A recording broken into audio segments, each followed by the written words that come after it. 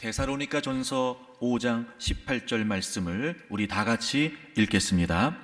범사에 감사하라. 이것이 그리스도 예수 안에서 너희를 향하신 하나님의 뜻이니라. 아멘. 1967년 7월 30일 무더운 여름날이었습니다. 만능 스포츠 우먼이자 아름다운 17세 소녀 조니는 체사피크만으로 수영을 하러 갔습니다.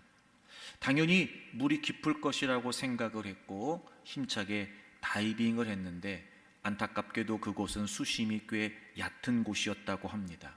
머리가 바닥에 부딪히게 되고 4번, 5번 경추가 부러지면서 신경이 절단되는 사고를 당하게 됩니다. 물속에 떠올랐을 때 조니는 그물에 걸린 줄 알았다고 그래요. 숨을 참으면서 팔다리를 움직이려고 했지만 꼼짝도 할 수가 없었습니다. 그 사고로 조니는 어깨 아래로는 아무런 감각도 움직임도 없는 전신마비의 감옥에 갇히게 되었습니다. 그렇게 병원 침대에서 천장만 바라봐야 했던 2년의 시간은 조니에게 지옥과도 같았습니다. 자살 충동을 많이 느끼고 또 우울증에 빠져 하나님을 원망하며 시간을 보냈다고 그래요. 하나님, 이 끔찍한 삶을 좀 끝내주십시오. 자살을 하고 싶었습니다. 그런데 조니는 스스로 죽을 수도 없었습니다. 약을 먹기 위해서 혹은 칼로 베기 위해서 손을 움직여야 했는데 조니는 그조차도 할 수 없었기 때문입니다. 그렇게 죽지 못해 살아가면서 시간을 보내고 있었던 어느 날인가부터 조니의 친구들이 병문 안을 와서 성경을 읽어주기 시작했다고 합니다. 그 중에 스티브 에스테스라고 하는 친구가 있는데요, 이 조니가 이 친구와 함께 하나님이 눈물 흘리실 때라고 하는 책에 보면 이런 내용이 나오더라고요. 사고 후에 절망에 빠져 있는 조니에게 이 스티브 에스테트가 찾아와서 말씀을 같이 나누고 또 읽어주고 했다고 그래요. 여전히 조니는 하나님이 원망스러웠던 거예요. 이렇게 얘기했대요. 하나님이 나를 사랑하신다면 왜 이런 고통을 주시나는 거였습니다. 그때 이 친구 스티브가 십자가 사건을 예로 들며 이렇게 얘기했다 그래요. 하나님께서는 가장 싫어하시는 일, 즉 죄 없는 아들의 죽음을 허용하셔서 가장 사랑하시는 일, 우리를 구원하시는 일을 이루셨다. 하나님은 때로는 자신이 싫어하시는 일, 너가 이렇게 사고를 당해서 고통스럽게 보내고 있는 일, 그걸 허용하심으로써 자신이 정말 사랑하시는 일, 너를 가꾸시고 너를 변화시키고 그리고 너의 인생을 선하게 하실 하나님의 일을 하신다고 말이죠. 근데 놀라운 사실은 이 말이 조니의 인생을 바꾸는 터닝 포인트가 되었다는 겁니다. 하나님은 그녀의 마비된 몸을 고치지 않으셨습니다. 하지만 하나님은 그녀의 영혼을 고치셨습니다. 그리고 그녀를 통해 하나님께서는 전 세계의 수많은 사람들을 고치고 계십니다. 마비된 손 대신에 입에 붓을 물고 그림을 그리기 시작했고 그녀의 그림과 글은 전 세계 수백만 명에게 위로와 용기가 되기 시작합니다. 1979년 조니 앤 프렌즈라고 하는 단체를 설립을 하고 전 세계 장애인들에게 휠체어를 보내면서 복음을 전하는 사역을 시작했다고 그래요. 50권이 넘는 책을 집필하면서 고통 중에 있는 자들에게 위로가 되고 용기가 되는 아주 귀한 사역을 하고 있다고 합니다. 이 조니가 자신의 자서전과 또 간증 집회에서 반복적으로 고백하는 그녀의 트레이드 마커와 같은 신앙 고백이 있다고 그래요. 그는 지금 이렇게 휠체어 위에서 고백한다고 합니다.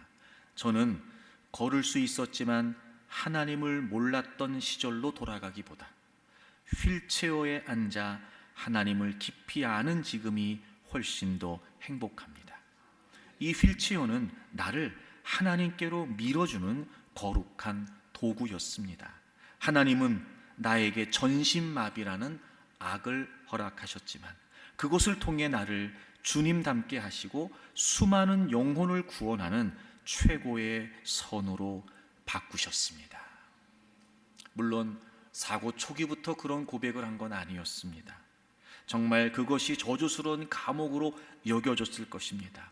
하지만 그 사고 이후에 더 깊이 주님을 경험하고 난 이후에 그는 휠체어가 자신을 하나님께로 밀어붙여주는 은혜의 도구였음을 깨닫고 감사의 고백을 하는 것이었습니다. 사랑하는 교회 여러분, 누구라도 실망스러운 그리고 절망적인 일을 만나게 마련입니다. 하지만 그렇다 하여 모두가 다 원망하고 불평하고 포기하며 사는 건 아니지요.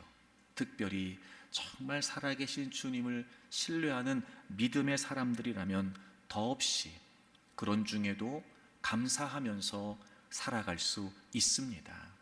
그런 중에도 더 많은 선한 일들을 이루면서 살아갈 수 있습니다. 사랑하는 교회 여러분, 우리는 원망하는 그리스도인이 되어야 될까요? 감사하는 그리스도인이 되어야 될까요? 사랑하는 교회 여러분, 우리는 불평하는 그리스도인이 되어야 될까요? 감사하는 그리스도인이 되어야 할까요? 그리스도인의 삶의 태도를 한 단어로 말한다면 아마 그건 다름 아닌 감사일 것입니다.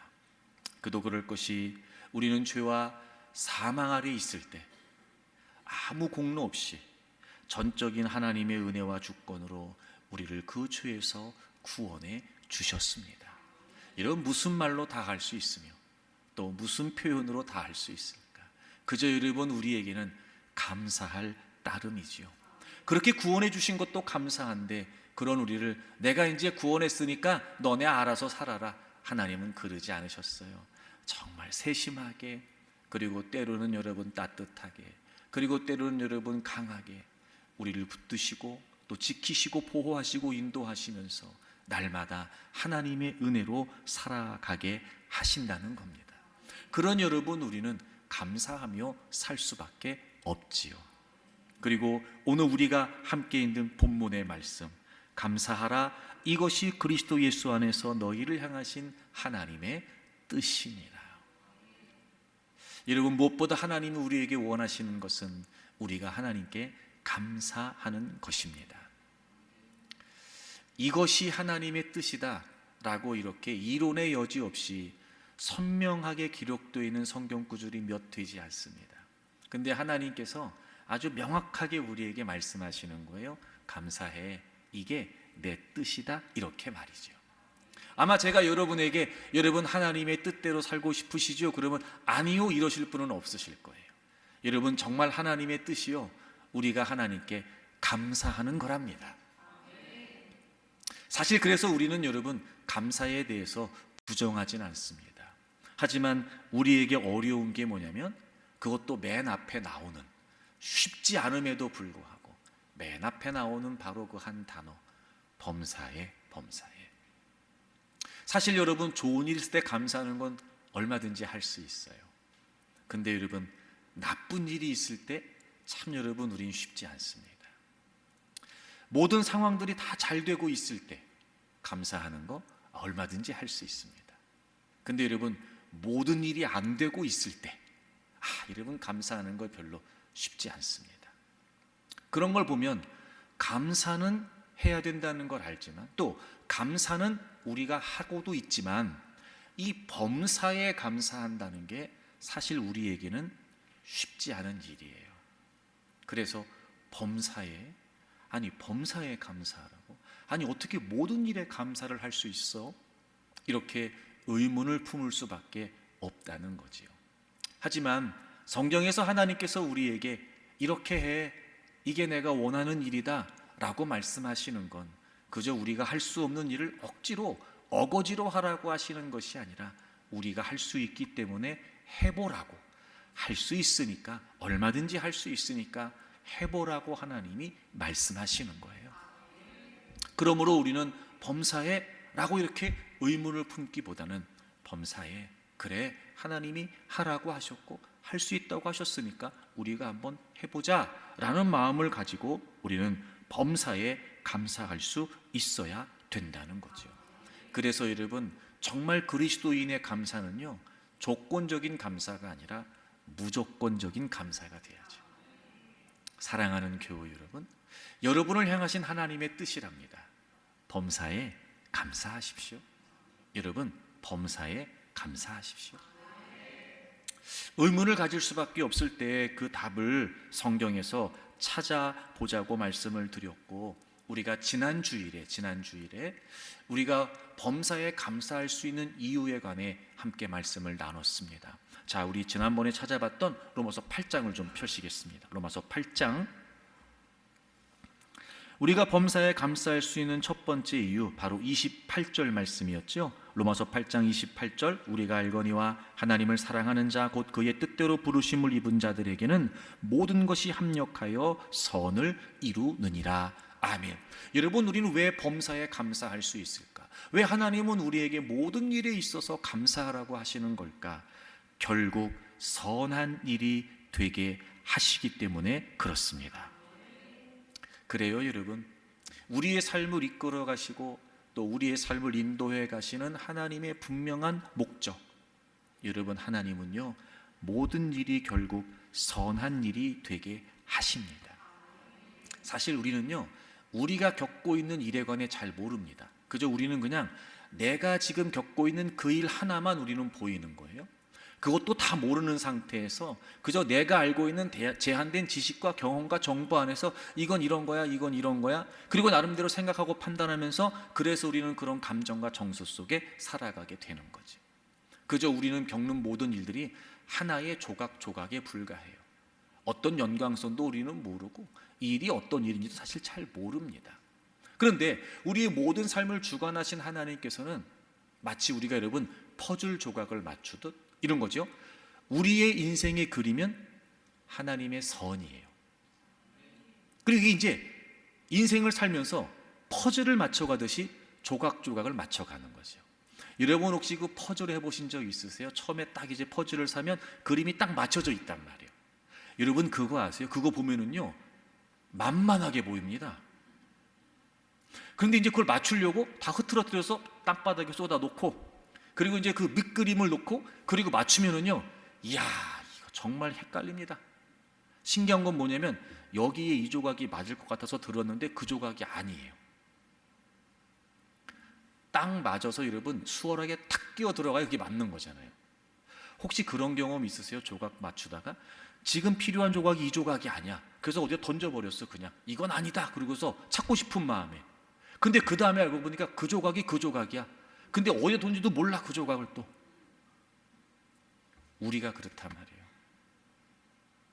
그러니까 우리는요, 우리가 만나는 모든 일에 있어 일희일비하거나 그저 내 생각, 내 판단을 가지고 이건 이럴 거야, 저건 저럴 거야, 이렇게 하는 건 정말 여러분 위험천만한 일이에요. 하지만 하나님께서는 약속하셨어요. 결국 뭐가 되게 하신다고요? 선이. 그러니까 우리의 인생을 향하신 하나님의 이미도 그려진 밑그림은 뭐예요? 선이에요. 그리고 하나님께서는 우리가 겪는 모든 일들을 다 어우러지게 하셔서, 조화가 되게 하셔서, 버무려지게 하셔서, 여러분 김치 생각나세요? 김치 버무려지게 하셔서 조각을 하나씩 하나씩 하나님이 맞춰가시는 거예요. 그러니까 여러분, 우리가 범사에 감사할 수 있는 이유는 지금 당장은 뭔 일인지 모르겠고, 지금 당장은 괴로운 일이고, 지금 당장은 어려운 일이어도 그 조각이 다 맞으면 결국 우리 삶은 뭐가 된다고요? 하나님의 선이 된다. 특별히 그런데 여기서 중요한 사실은 선이 되게 하신다는 건 그저 우리가 세상에서 말하는 것처럼 잘 될 거야, 좋은 일이 있을 거야, 이런 표현이 아니라고 제가 말씀드렸어요. 그 선이라는 게 뭐예요? 하나님의 뜻이라는 거예요. 하나님의 뜻대로 되게 하신다. 그래서 결국 하나님의 뜻대로 되게 하셔서 우리의 모든 삶이 하나님의 선이 되게 하신다는 거죠. 그럼 여러분, 이제 우리는 그걸 믿을 수 있어요. 첫째, 우리가 살아가는 모든 삶의 현장에서 결국 하나님은 우리를 하나님의 뜻대로 이끌어 가신다. 여러분, 어떤 상황 안에 있어도 여러분이 하나님의 뜻 안에 있음을 믿으십시오. 그리고 감사하세요.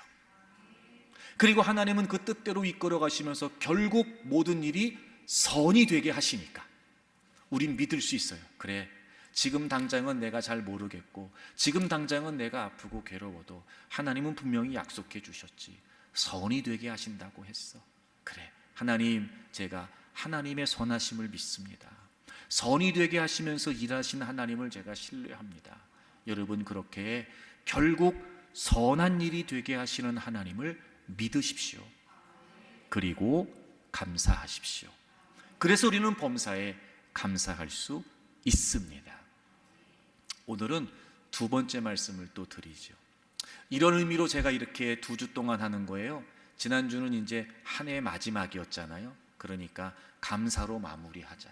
이제 오늘은 한 해의 첫 주일이잖아요. 제가 또 감사의 말씀을 드리는 이유는 올 한 해 감사하며 살자는 거예요. 감사하며 살자. 감사하며. 그러니까 이제 우리는 범사에 감사할 수 있어요. 왜냐하면 결국 선한 일이 되게 하실 거거든요. 두 번째, 여러분, 우리가 그럼에도 불구하고 범사에 감사할 수 있는 이유가 뭘까? 자, 로마서 8장 29절부터 좀 보시겠습니다. 하나님께서 미리 아신 자들을 또한 그 아들의 형상을 본받게 하기 위하여 미리 정하셨으니, 미리 아신 자들을 미리 정하셨으니 이는 그로 많은 형제 중에서 맏아들이 되게 하려 하심이라. 30절, 또 미리 정하신 그들을 또한 부르시고 부르신 그들을 또한 의롭다 하시고 의롭다 하신 그들을 또한 영화롭게 하셨느니라. 아멘. 여러분, 여기 29절부터 30절까지에 나오는 이 개념은 굉장히 중요하고요. 이 개념은 우리의 과거, 현재, 미래를 다 담고 있습니다. 그러니까 이 두 구절 안에서 우리의 신앙의 어떤 그런 방향, 우리의 신앙의 방향성과 가치를 찾아낼 수 있어요. 이 두 구절이 굉장히 중요해요. 자, 여러분 다시 보세요. 하나님이 미리 아신 자들을. 여러분, 우리 모두 구원받은 하나님의 자녀들이 됐어요. 근데요, 하나님이 우리를 미리 아셨다네요. 미리.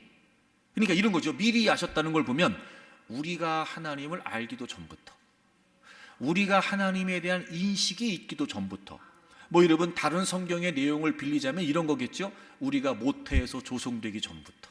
그렇죠? 하나님은요, 여러분 한 분 한 분을 미리 알고 계셨어요.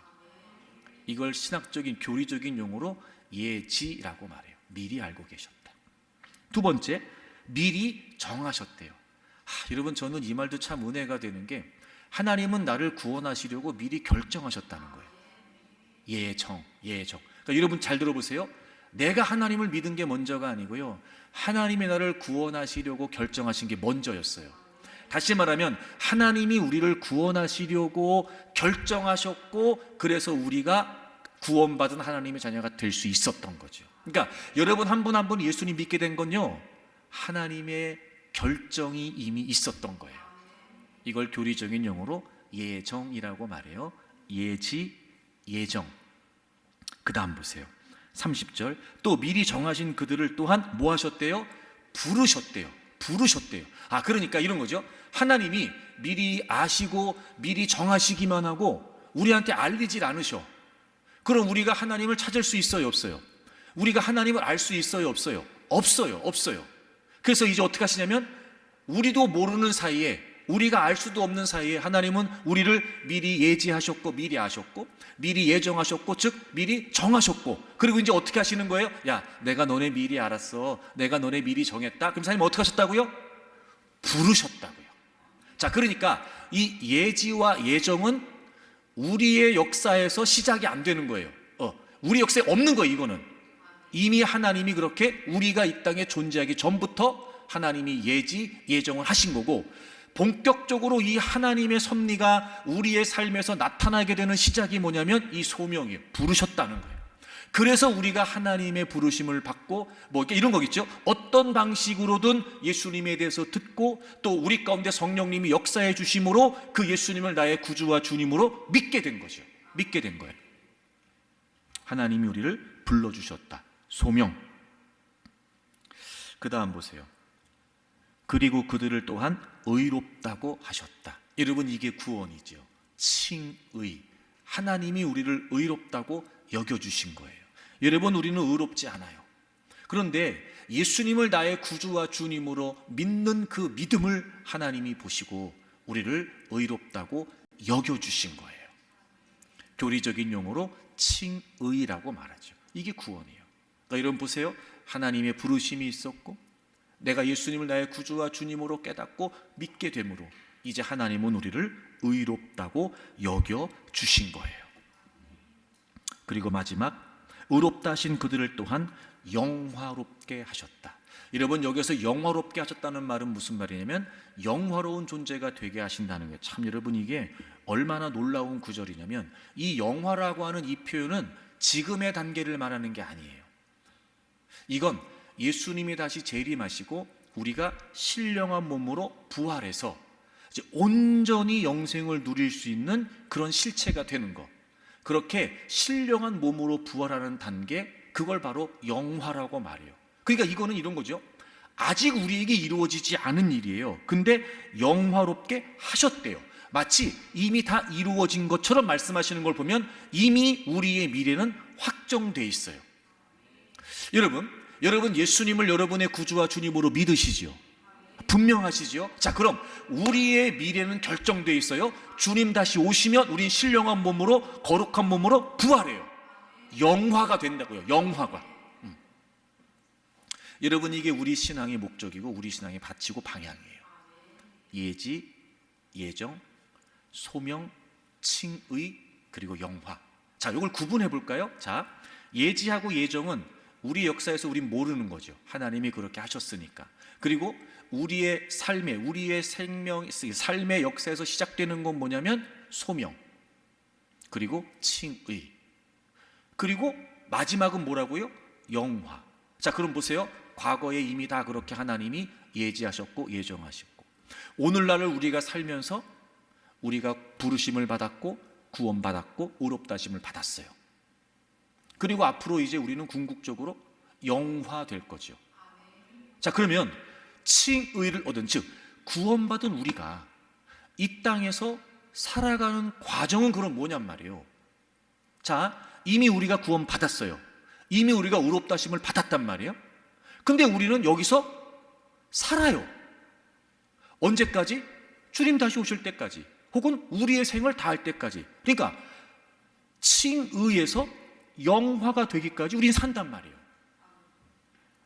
이 살아가는 삶의 하나님의 목적이 뭐냔 말이에요. 예를 들어 의롭다 하심을 받았어요. 제가 늘 가끔 그런 얘기하지만 우리가 구원받고 하나님 백성 됐어요. 제일 좋은 게 뭔지 아세요? 천국 가는 거예요. 사실이 맞잖아요, 여러분.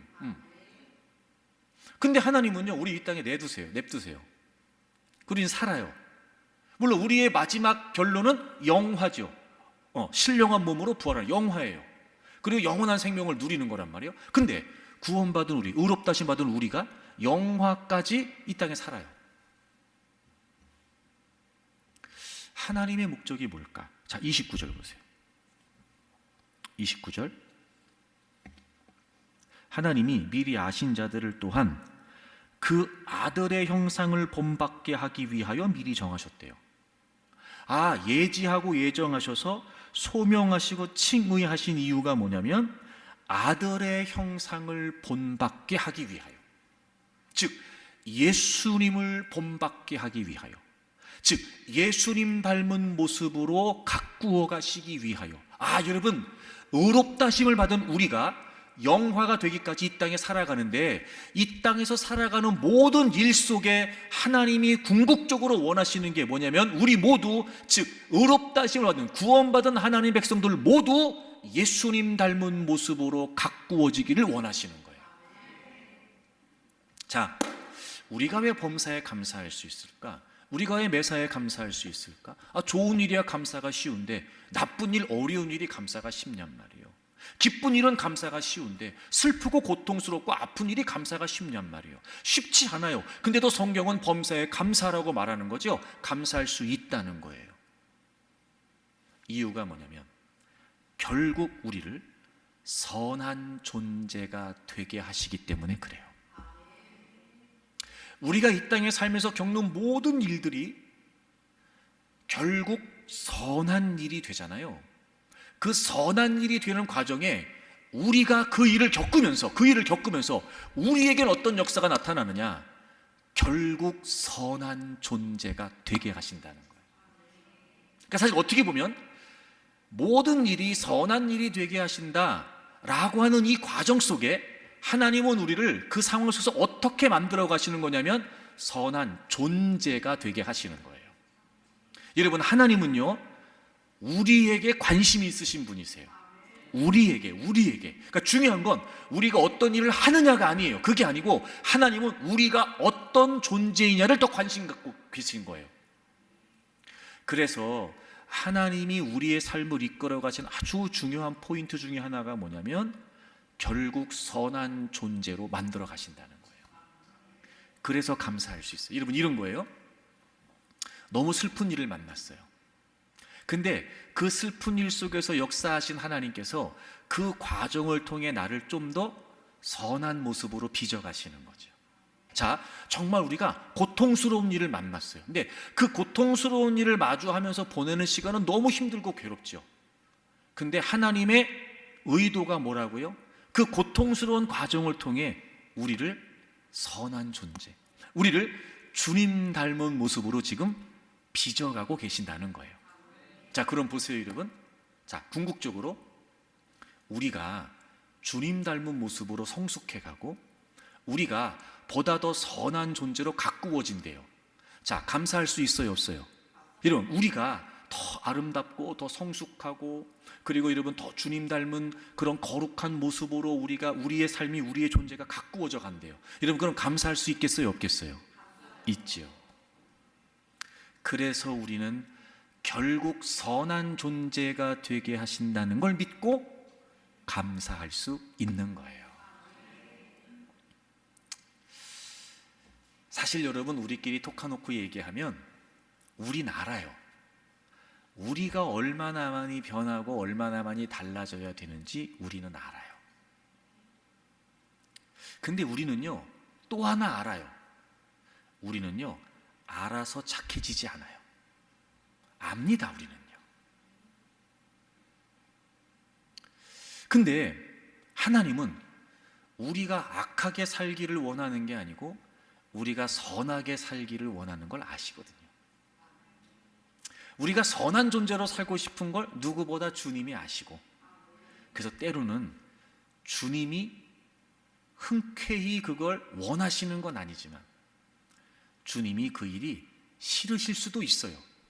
하지만 우리에게 아픔과 고통과 괴로움을 허용하셔서 그 과정에서 주님은 우리를 선한 존재로 빚어가시는 거예요. 우리가 우리를 곰곰이 생각해 보면은요, 우리는 우리도 모르는 못된 부분들이 많아요. 그런 거 있는 거 아세요, 여러분? 남들은 모르는데 나만 아는 못된 구석도 많습니다.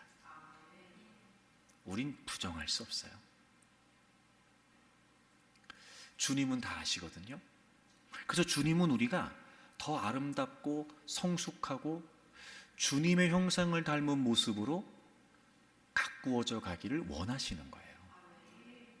그래서 그런 상황들을 통해서 하나님은 우리를 가꾸어 가시는 거죠.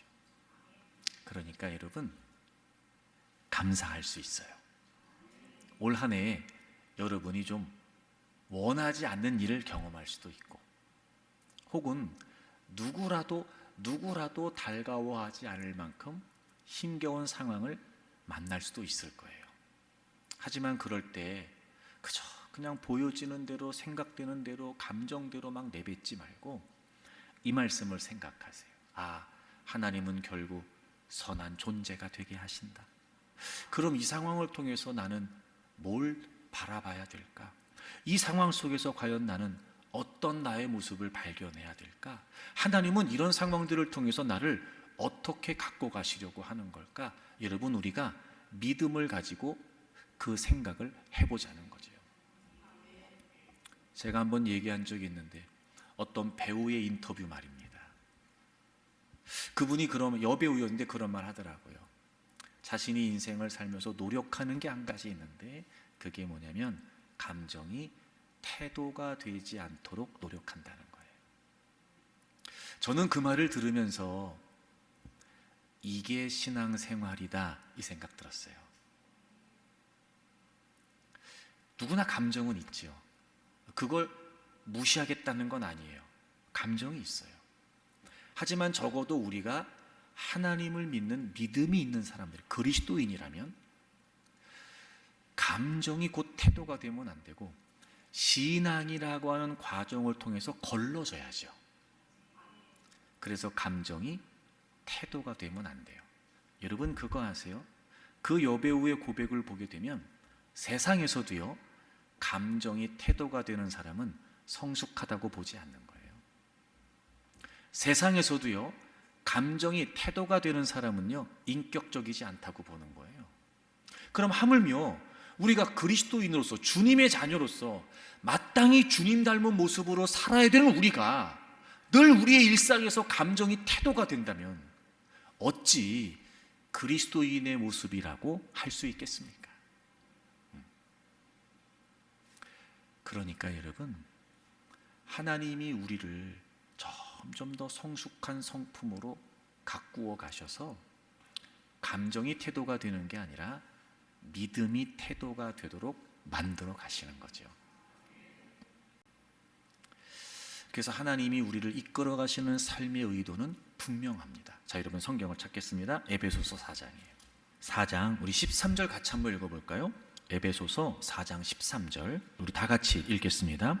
우리가 다 하나님의 아들을 믿는 것과 아는 일에 하나가 되어 온전한 사람을 이루어 그리스도의 장성한 분량이 충만한 데까지 이르리니 아멘. 여러분 우리가 궁극적으로 온전한 사람이 되어야 돼요. 여러분 제가 온전하다는 말은 mature, 성숙하다 이런 뜻이에요. 근데 우리 그리스도인으로서의 성숙은 세상에서 말하는 성숙과는 좀 질적으로 다르죠. 우리의 성숙은 뭐예요? 그리스도의 장성한 분량, 주님 닮아가는 거예요. 그러니까 우리가 그리스도인으로서 살아가는 모든 삶의 현장에서 만나는 일 속에 주님이 일하시는 건 분명해요. 우리도 주님 닮은 모습에 이르도록 그 주님 닮은 모습까지 성숙해 가도록 우리를 가꾸어 가시는 거죠. 근데 여러분, 여러분이 지금 아멘 안 하시는 이유를 제가 잘 알아요. 왜냐하면 이걸 반대할 사람은 없어요. 근데 뭐냐면 그렇게 우리의 인격과 성품이 주님 닮은 모습으로 성숙해 가기까지의 과정이 어렵다는 걸 알거든요. 여러분 여기에서 이 온전하다라고 하는 단어가 똑같은 단어가 사용된 성경 구절이 있어요. 자, 야고보서 1장 찾아보세요. 1장 2절부터 보실까요? 내 형제들아 너희가 여러 가지 시험을 당하거든 온전히 기쁘게 여기라. 이는 너희 믿음의 시련이 인내를 만들어내는 줄 너희가 알미라. 인내를 온전히 이루라. 이는 너희로 온전하고, 여러분 여기서 이 온전하다는 말이 바로 에베소 4장 13절 나왔던 그 말이요. mature, 성숙. 그러니까 주님 닮은 모습으로 성숙해지는 거. 아, 여러분 이 성숙, 주님 닮은 모습으로 가꾸어져 가는 건 그냥 되는 게 아닌 거예요. 너희가 여러 가지 시험을 당하거든. 반드시 어려움이 있어요. 그 시험 속에서 인내를 배우게 돼요. 견뎌야 되는 거예요. 참아야 되는 거예요. 게다가 인내를 온전히 또 이루랍니다. 그러니까 이게 무슨 말이겠어요? 끝까지 버티라는 거예요. 끝까지. 그 인내 과정이 얼마나 힘들고 어렵다는 걸 우리는 알지요. 인내 과정을 거쳐가면서 하나님은 우리를 그리스도의 장성한 분량에 이르도록 성숙하게 가꾸어 가시는 거예요. 자, 그러면 또 똑같은 논리로 제가 설명할게요. 여러 가지 어려운 일을 당하면서 참고 견디고 막 애쓰고 그것도 끝까지 버티고, 이거는 어려워요. 그러니까 그 과정은 참 우리에게 힘들죠. 하지만 궁극적으로 그 과정들을 통해 하나님께서 우리를 주님 닮은 선한 존재로 빚어가시겠다는 거잖아요. 자, 그러면 이 여러 가지 시험을 만나서 참고 견디고 버티는 시간도 감사할 수 있다. 왜요? 결국 선한 존재가 되게 하실 거니까요. 요걸 우리의 이해를 돕기 위해서 다시 한번 이렇게 설명하려고 그래요. 성경이 이 얘기를 이렇게도 표현하더라고요. 자, 갈라디아서 3장을 찾아보세요. 갈라디아서 3장 26절 너희가 다 믿음으로 말미암아 그리스도 예수 안에서 하나님의 아들이 되었으니. 여기까지는 부담 없어요, 그렇죠? 자, 여러분 다 예수님을 여러분의 구주와 주님으로 믿고 이제 우리가 하나님의 자녀 됐어요. 맞죠, 여러분? 자, 됐어요. 자, 27절 다 같이 읽습니다. 시작. 누구든지 그리스도와 합하기 위하여 침례를 받은 자는 그리스도로 옷 입었느니라. 아멘. 그래서 이제 우리가 예수님을 믿는 믿음의 고백으로 침례를 받은 것은 이제 예수님과 연합이 됐다는 거예요. 그러니까 이 말이 무슨 말이냐? 이 말이 무슨 말이냐? 그리스도로 옷 입었다는 거예요. 제가 처음에 이번에 설교 준비하면서 이 본문을 보면서 저는 이 말이 제일 부담스러웠어요. 어떤 의미냐면 이런 의미예요. 여러분 저를 보세요. 자, 그리스도로 옷 입었다.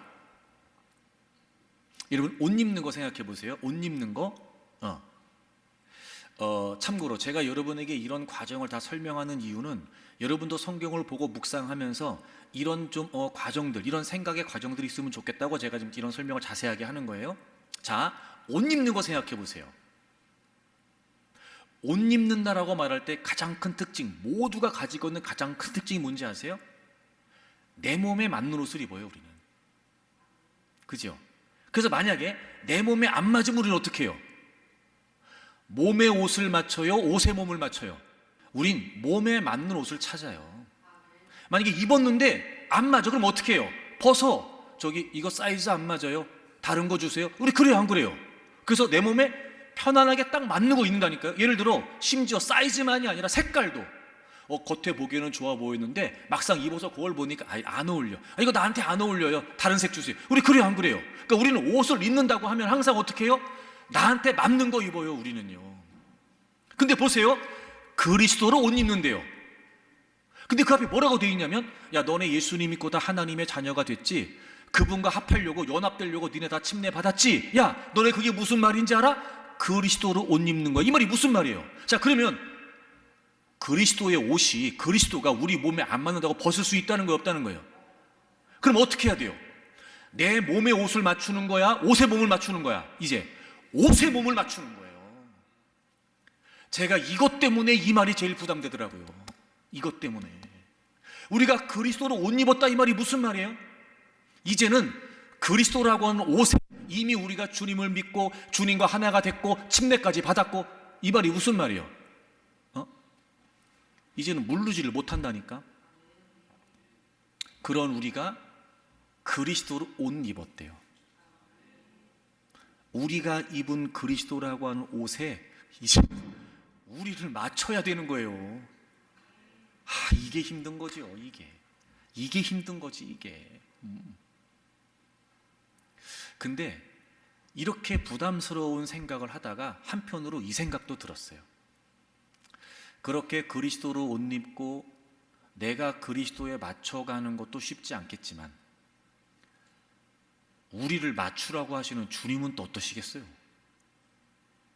그리스도라고 하는 틀에 우리를 집어넣으시고 삐져나온 거 여러분 잘라내시거나 우겨넣거나 모자라는 거 채워가시면서, 근데 여러분 우리가 만만치 않잖아요. 우리가 하여튼 말도 안 듣고 우리는 막 고집 부리고 막 그냥 우리는 막 땡깡 부려가면서 막 그때마다 또 주님은 얼마나 힘드실까 이 생각하니까 더 힘들어. 네. 그러니까 우리가 주님의 형상을 닮아간다는 게 실제죠. 여러분이 이해를 돕기 위해 이 구절 설명하는 거예요. 실제로 무슨 의미냐? 그리스도로 옷 입은 거예요, 우리가. 이게 만만치 않은 겁니다.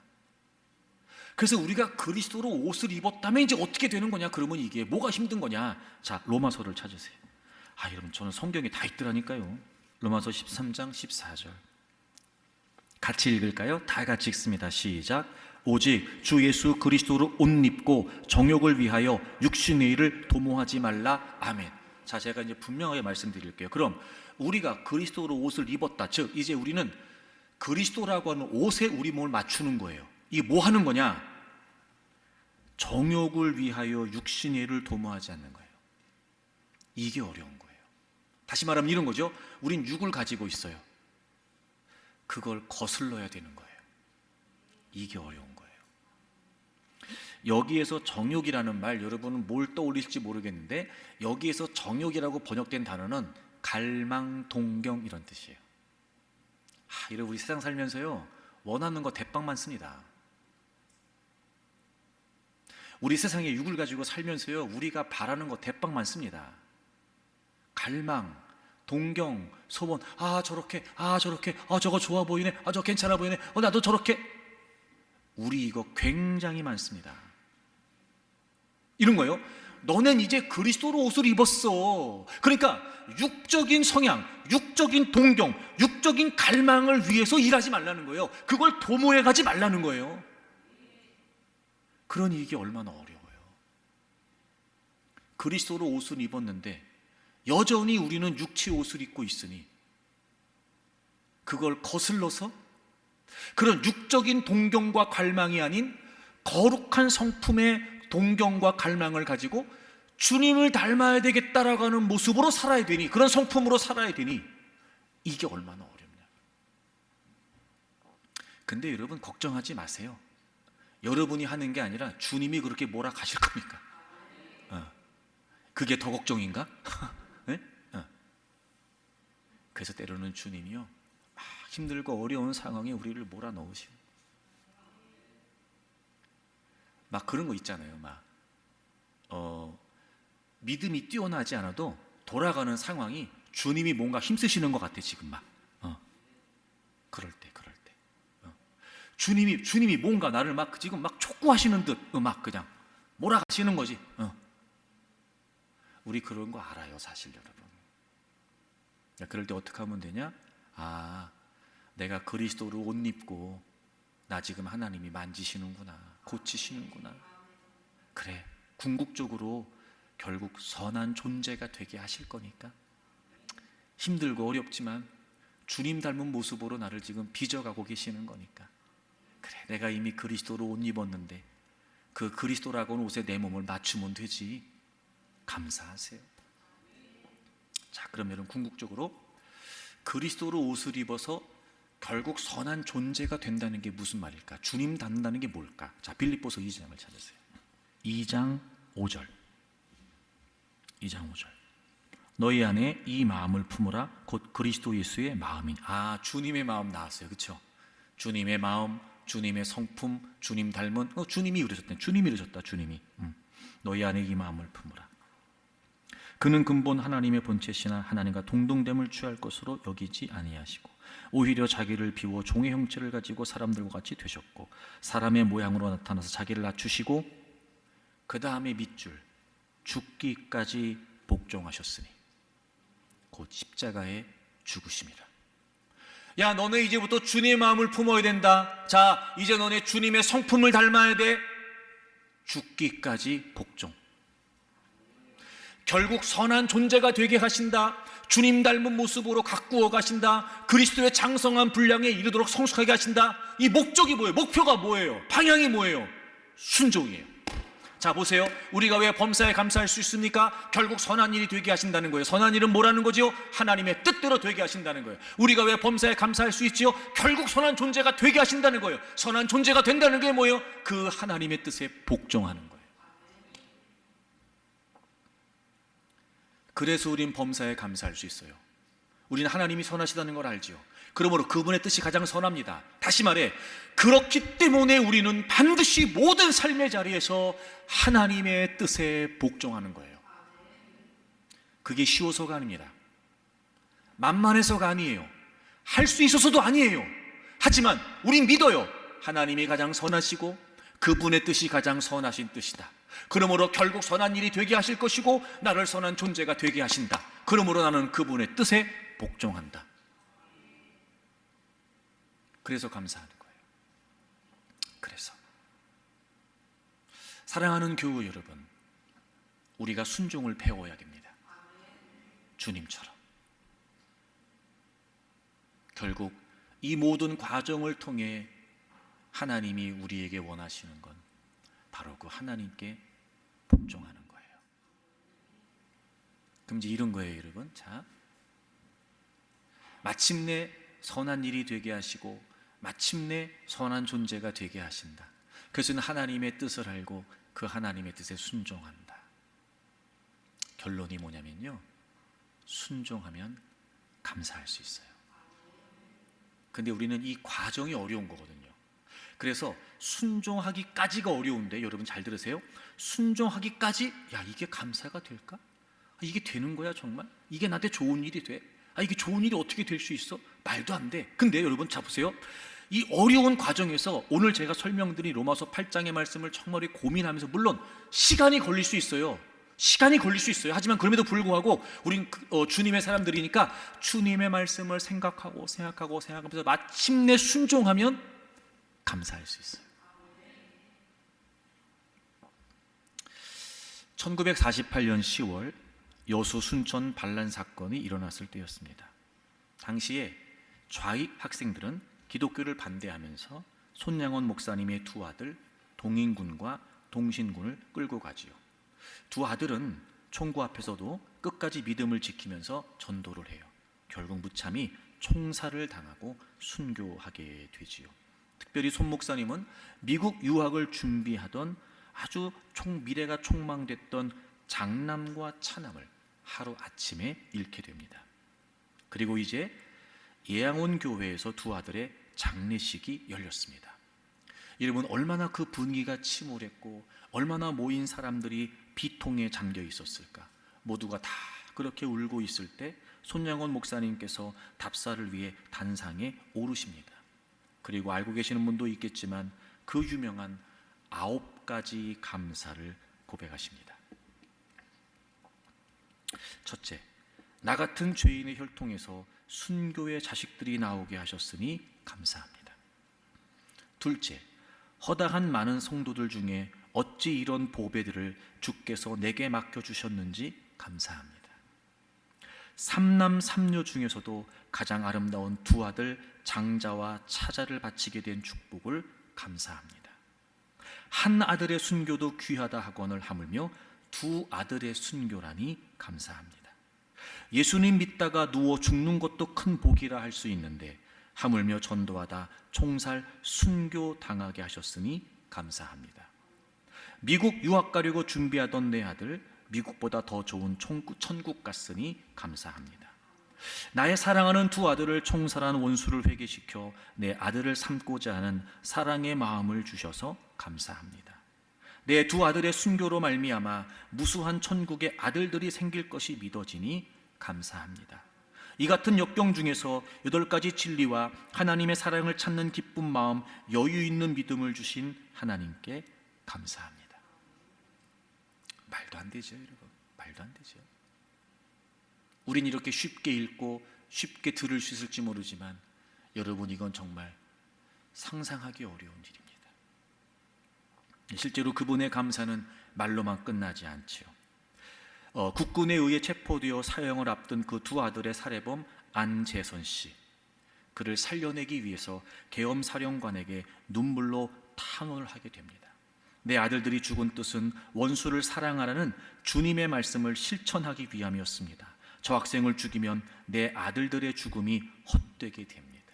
그 탄원서 때문에 안재선 씨가 풀려납니다. 그리고 손 목사님은 그를 자신의 양 아들로 입양하지요. 그 손 목사님의 딸인 손동희 권사님의 증언에 따르면 그 손 목사님께서 이렇게 얘기했다 그래요.